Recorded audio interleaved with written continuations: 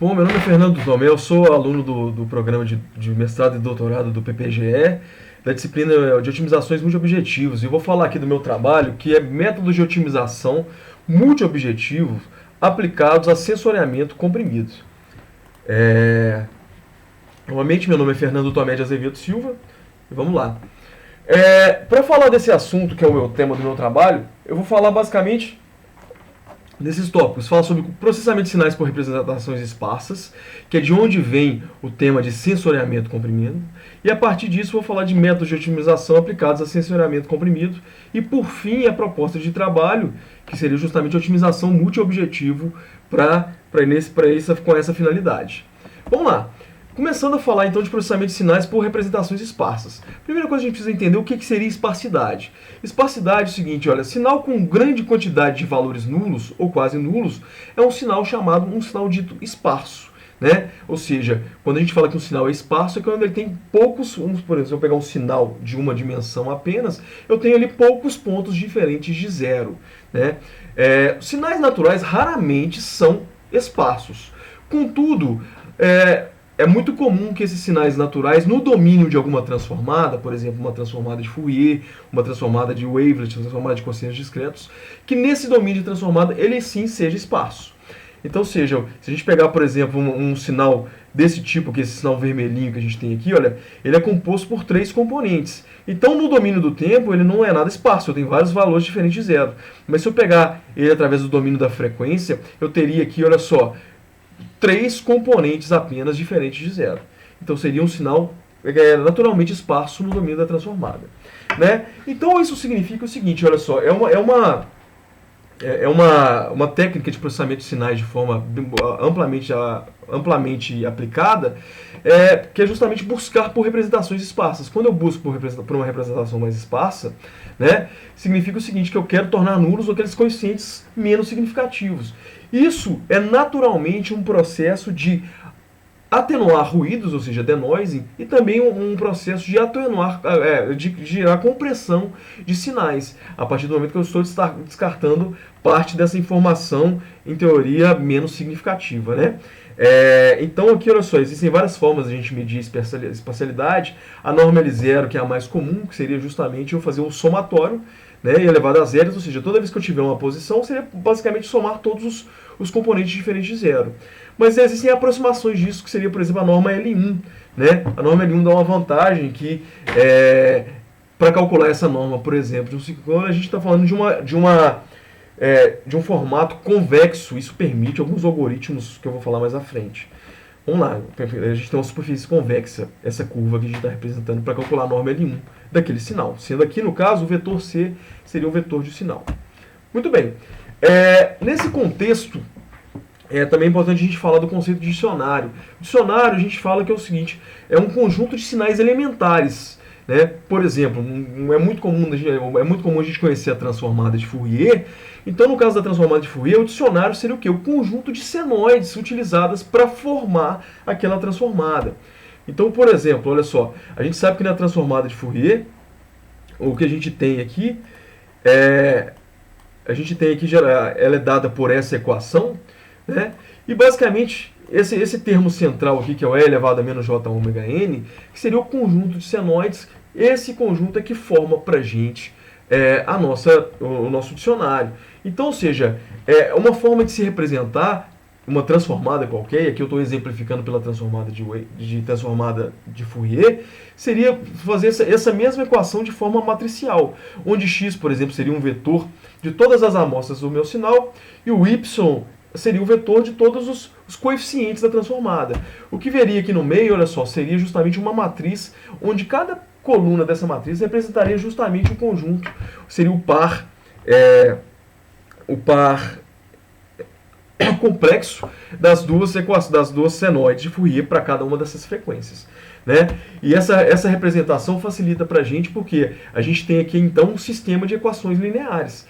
E aí temos diversas formas de serem tratados, diversos algoritmos que podem utilizar esse tipo de formato para a gente alcançar alguma característica específica no processamento do sinal. Dessa forma que então, para obter a transformada direta, eu teria esse x é igual a vezes y, e a transformada inversa seria basicamente eu pegar o conjugado convexo transposto da mesma equação A, fazendo essa equação.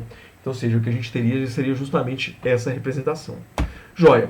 Nesse contexto, então, eu falo de onde que vem a ideia de sensoriamento comprimido e como que isso funciona. Sensoriamento comprimido, também é chamado de compressed ou compressive sensing, a gente conta essas duas formas na literatura. Como que ele funciona? A ideia aqui é o seguinte: existe um teorema natural geral da amostragem, que é de Nyquist e Shannon, que fala que é o seguinte: existe uma taxa de amostragem mínima para a gente conseguir amostrar um sinal, para digitalizar ele de forma geral.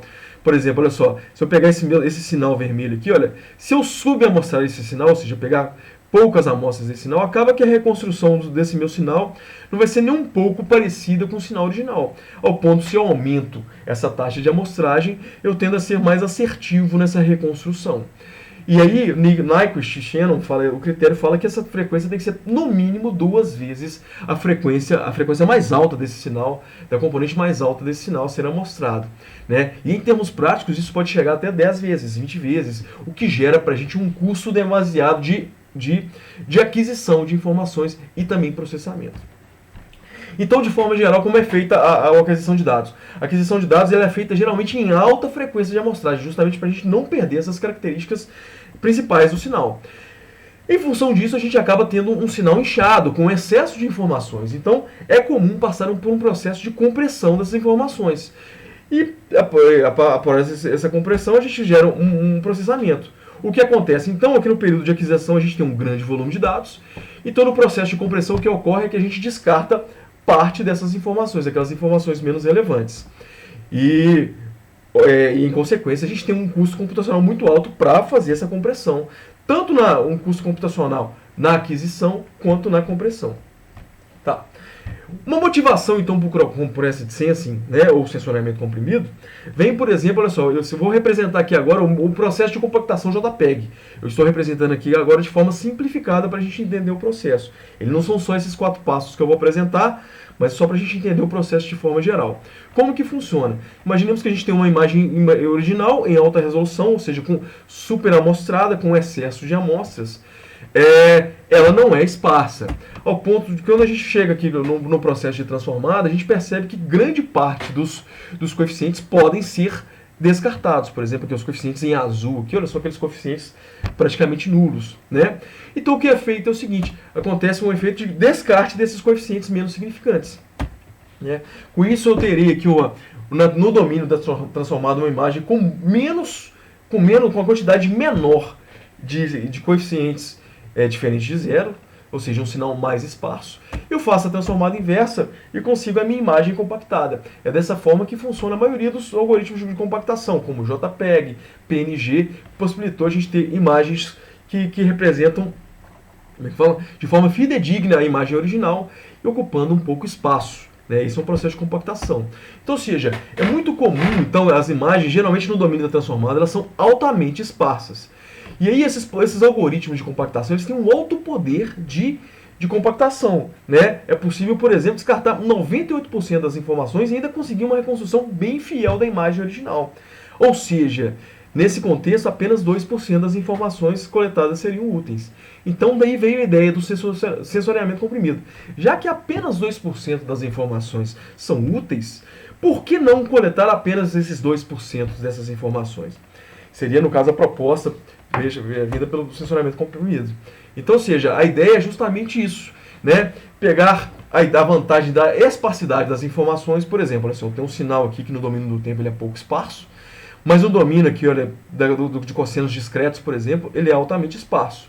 O mesmo vale para a imagem que a gente já tinha avaliado. A ideia é justamente se aproveitar dessa esparsidade dessas informações nesses domínios específicos e gerar a seguinte situação. Qual que é a ideia do sensoriamento comprimido?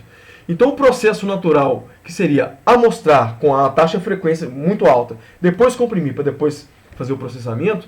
Agora a situação acontece o seguinte: nessa primeira etapa acontece o sensoriamento comprimido. O que é o sensoriamento comprimido? Seria amostrar a informação estritamente necessária. Significa o quê? A ideia aqui é descartar as informações direto no processo de aquisição. Ou seja, a gente está falando de amostrar um sinal a uma taxa abaixo da taxa de Nyquist. Ou seja, eu estou falando de reduzir drasticamente, estou falando de fazer um processo praticamente de subamostragem de um sinal. Certo? Com isso, vai evitar a necessidade do processo de compressão. Nesse ponto. Né? Percebam que é o seguinte, apesar de haver a redução da carga computacional nesse processo de compressão, a gente vai acabar tendo um processo de processamento, um pós-processamento que vai demandar um certo custo. É um processo que vai ser vantajoso principalmente quando o custo for muito alto nessas duas etapas principais aqui. Quando o custo de amostragem e compressão inicial for muito alto, acaba que esse processo a gente acaba jogando a demanda computacional mais para a etapa posterior, que seria o processamento. Muito bem. Então, Compressive Sensing é justamente Compressive Sensing, né, ou Compressive Sensing, é justamente isso, é uma técnica de processamento de sinal que permite a reconstrução de um sinal a uma taxa de amostragem menor do que o critério de Nyquist. Né? Foi proposto inicialmente por Donohue, Candice e Walking de forma geral, nesses artigos que eu estou citando. E a ideia é justamente isso. Então, pegando a ideia da foto, eu tenho uma foto, ao invés de pegar todos no processo, na hora de tirar a foto, né, ao invés de pegar todas as fotos, né, ao invés da minha câmera ter células ali capazes de pegar todos os pixels da foto, eu ter ali apenas parte desses pixels, ou seja, por exemplo, só esses pixels brancos dessa mesma foto, e com isso, a partir disso, fazer uma reconstrução dessa imagem original a partir dessa subamostragem. Né? Essa reconstrução ela vai partir de um processo de transformada, né, já que essas informações geralmente, esses sinais, eles são esparsos no domínio da transformada e um pós-processamento. E a partir daí, alcançar uma reconstrução com uma qualidade, uma qualidade que seja, enfim, dita como o suficiente para fazer aquela representação, fazer aquela compactação. Então tá. Como que isso vai funcionar então? Então, olha só, voltando naquele processo onde a gente tem a transformada de Fourier, ou qualquer outra transformada de forma matricial, se a gente pensar que o x de n é um sinal, é o nosso sinal, e o y de n então seriam os coeficientes do domínio daquela transformada.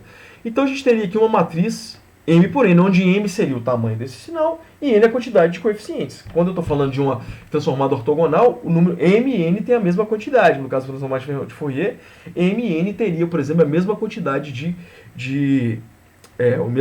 teria o mesmo tamanho. Agora, quando eu gero um sinal subamostrado, o que ocorre é que eu estou fazendo justamente um sinal com menos amostras. Logo, o tamanho do meu vetor x será menor. O meu número m será muito menor, por exemplo, do que o meu número de coeficientes. Dessa forma, o que acontece? Eu gero aqui, como consequência, um sistema subdeterminado. Esse sistema subdeterminado, então, para a gente resolver, ele vai ter infinitas soluções, certo? E aqui, o que é proposto pelo sancionamento comprimido seria justamente o seguinte: buscar entre aquelas soluções, aquela solução que seria uma solução mais esparsa. É aqui, então, que entra os algoritmos de otimização, que nosso objetivo aqui, então, justamente vai ser propor uma otimização cujo objetivo seja o quê? Buscar aquela solução mais esparsa, certo? Bom, falando nisso aqui, então, vamos ver aqui agora os métodos de otimização aplicados a sensoriamento comprimido. Então, nesse mesmo contexto, onde eu falei que onde a gente tem aqui um processo onde o meu sinal x de n ele é subamostrado, logo m, o que vai acontecer aqui é o seguinte, por exemplo, um processo de otimização restrita, onde o meu objetivo é buscar a representação esparsa, seria justamente o quê? Eu minimizar o meu vetor x, né, a norma L0 do meu vetor x, ou seja, eu estou minimizando a quantidade de itens não nulos no meu vetor x. Né? Sujeito a, eu tenho que lembrar que o meu x, eu tenho que conseguir reconstruir o meu x a partir da utilização da multiplicação da minha matriz A por y. Né? Então isso daqui é a minha restrição. Uma outra forma de fazer isso daqui seria justamente aproximar, ao invés de utilizar a norma L0, utilizar a norma L1 e L2, porque isso vai permitir então a utilização de algoritmos de programação linear, de otimização convexa. Porque aí, olha só, essa curva que eu quero minimizar, né, o módulo de a norma L1, a norma L2, elas são curvas convexas que elas têm um ponto mínimo facilmente identificável. Então permite a utilização de diversos algoritmos de otimização que já são o estudo da arte que a gente tem. Então, apesar de ser uma aproximação da esparsidade, a gente ganha em termos de custo computacional. Uma outra forma bastante comumente utilizada também é utilizar a norma Q, que seria, na verdade, ao invés de utilizar um índice 0 ou um índice 1, por exemplo, utilizar um valor de Q entre 0 e 1. Isso vai favorecer, dependendo do tipo de sinal que a gente pode utilizar, dependendo do tipo de sinal que a gente deseja fazer o processo de sensoriamento comprimido.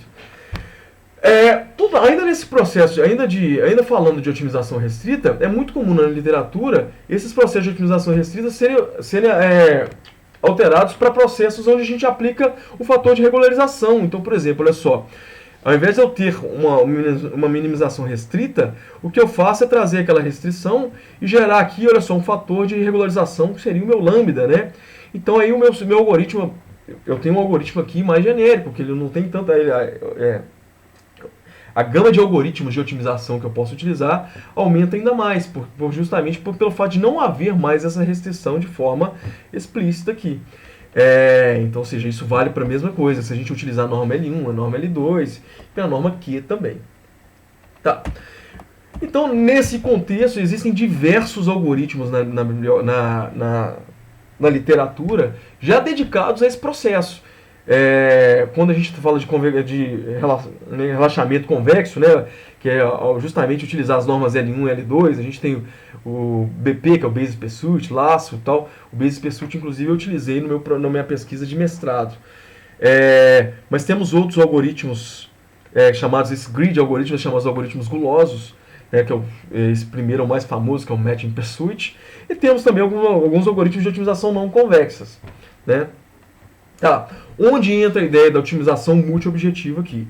Já existe na literatura, e aí eu peguei baseado nesse estudo aqui, olha, que é um estudo chamado um estudo comparativo de otimização multiobjetivo, né, para reconstrução de sinais esparsos.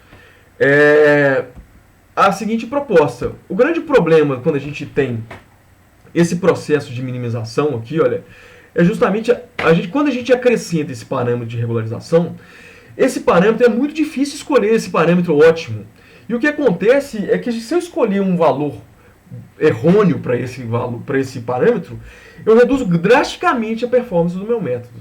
Além disso, acaba que esse parâmetro é difícil a gente generalizar algum algoritmo para isso, porque quando a gente escolhe um parâmetro ótimo para algum tipo de imagem, algum tipo de sinal, se o tipo de imagens que eu for tratar com esse mesmo algoritmo tiver características diferentes, provavelmente eu vou precisar de um outro lambda otimizado para aquela situação. Então é difícil a gente criar uma forma generalizada.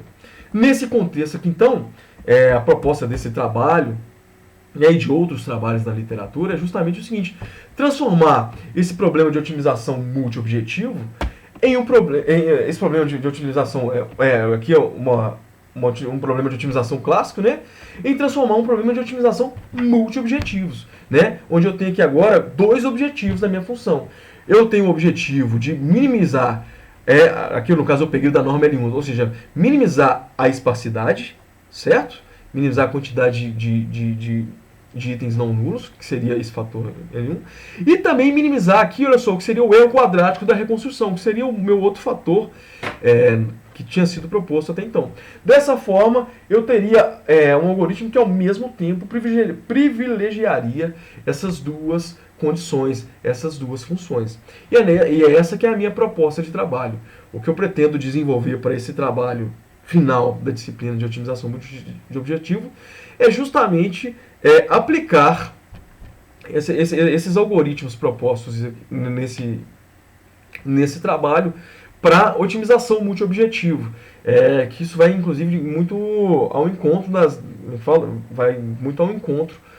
da minha proposta de tese de doutorado, que se eu tiver ganho só ao aplicar essa otimização multiobjetivos, eu já vou conseguir avançar bem na minha proposta de doutorado. Enfim, esse fator o autor chama de reconstrução. Como é que fala? Reconstrução esparsa multiobjetiva, né? Chama de MOSR. O próprio autor sugere alguns métodos da literatura, né? Alguns métodos de otimização multiobjetivos aplicados para esse tipo de problema. Um método chamado NSGA2, um método MOEA e um método MOPSO. E esse mesmo artigo faz uma comparação entre esses métodos para alguns sinais específicos e faz inclusive a análise comparativa e quantitativa desses métodos. E aqui, por exemplo, eu vou trazendo alguns resultados desse artigo, alguns resultados dos autores, que é justamente, a gente tem uma imagem original aqui, olha só, e são as demais imagens reconstruídas respectivamente por esses algoritmos, a imagem da Lua e uma imagem aqui de ressonância magnética, e todas elas aqui reconstruídas aqui a um fator de compressão de 0,7. Então, ou seja, significa então que a gente tem para todos os casos aqui foram amostradas pequenas 70% das amostras 70% das amostras na taxa de Nyquist, ou seja, abaixo da taxa de amostragem de Nyquist e ainda 70% dessa taxa. E a gente percebe que a olho nu aqui, olha, de forma geral, a qualidade, por exemplo, desse NSGA2 e do MOPSO é praticamente imperceptível, né? Ao ponto que, por exemplo, o MOEAD, a gente tem uma perda aqui de energia, de forma geral, do sinal. Mas alguns detalhes são melhor representados. Então, ou seja, o meu trabalho final dessa disciplina o meu objetivo vai ser justamente investigar melhor esses algoritmos, implementá-los e tentar implementá-los para o meu problema, que é justamente tratar imagens também e posteriormente tratar uma imagem, não seria na verdade uma imagem, seria uma informação multiespectral, seria uma informação de 3 dimensões. É como se eu tivesse uma imagem tridimensional, que é o objetivo do meu trabalho final. E se a gente conseguir fazer isso, a proposta da minha tese de doutorado é justamente partir nesse sentido, a gente tentar fazer uma subamostragem, né, fazer um sensoriamento comprimido dessa imagem tridimensional em função do alto custo de aquisição dessa informação. É isso, aqui estão as referências do meu trabalho e me coloco à disposição para qualquer dúvida, se quiserem me mandar por e-mail ou até mesmo no chat da turma. Um obrigado, um abraço a todos.